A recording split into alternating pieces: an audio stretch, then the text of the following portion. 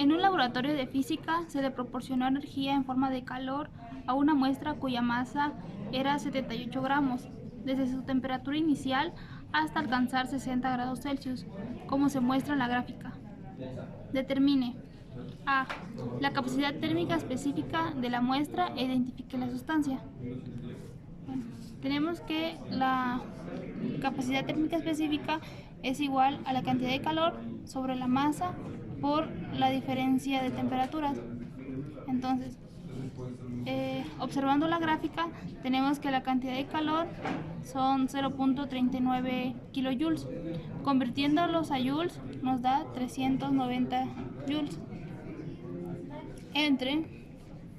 Tenemos que la masa que nos dan son de 78 gramos. Lo convertimos a kilogramos y nos da 0.078 kilogramos. Y la diferencia de temperaturas son 60 grados Celsius menos 24 grados Celsius. Entonces, ejecutando la operación, nos da 138.8 joules sobre kilogramo por la diferencia de Celsius. Entonces, buscamos en la tabla qué sustancia es la que tiene esa capacidad térmica específica y encontramos que es el mercurio. Ahora, en el inciso B, nos pide la temperatura inicial de la muestra y su expresión dimensional, ambas en sistema internacional, y decir si esta propiedad es intensiva o extensiva y justificar la respuesta. Bien, tenemos que la temperatura inicial es de 24 grados Celsius. Tenemos que 1 grado Kelvin es igual a Celsius más 273.15. Bien, utilizando esta fórmula, ponemos que tenemos 24 grados Celsius más 273.15 y ya nos da 297.15 grados Kelvin. La expresión dimensional de la temperatura se denota de esta manera: una H y un circulito.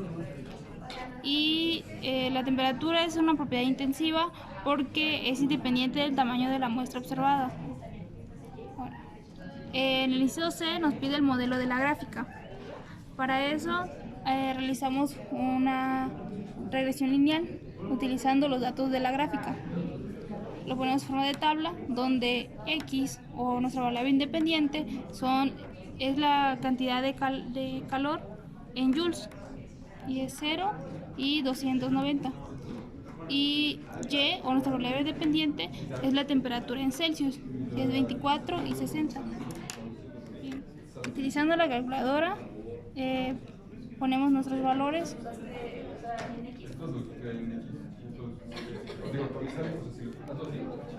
4 y 60. Ahora, aplicando la regresión lineal, obtenemos lo siguiente. Tenemos una pendiente de 0.092 y un ordenal al origen de 24. Con esos datos tendríamos un modelo matemático de la siguiente manera: temperatura en Celsius es igual a 0.0923 Celsius sobre joules por la cantidad de calor en joules más 24 grados Celsius. Ahora, en el inciso D nos pide la cantidad total de energía en forma de calor que se le debe suministrar a la masa para lograr en esta un incremento de 12 Kelvin. Utilice la capacidad térmica específica experimental de la muestra. Bien. Tenemos que para sacar la cantidad de calor vamos a utilizar la masa por el calor específico del mercurio por la diferencia de la temperatura. Bien. La masa que nos daban originalmente era de 78 gramos. Convirtiéndolo a kilogramos, tenemos 0.078 kilogramos por la capacidad térmica específica del mercurio, que es de 138.88 joules sobre kilogramo por grados Kelvin. Vamos a multiplicarlo por la diferencia de temperatura que nos dan, que es de 12 Kelvin. Ahora, realizando la multiplicación nos da 129.99 joules. Y este va a ser nuestro resultado. Para el inciso E nos dice: si al llegar a 72 grados Celsius se colocó la muestra en un calorímetro junto con 56 gramos de agua a 18 grados Celsius, ¿cuál fue la temperatura de equilibrio considerando la capacidad térmica específica del calorímetro despreciable y la capacidad térmica específica experimental de la sustancia?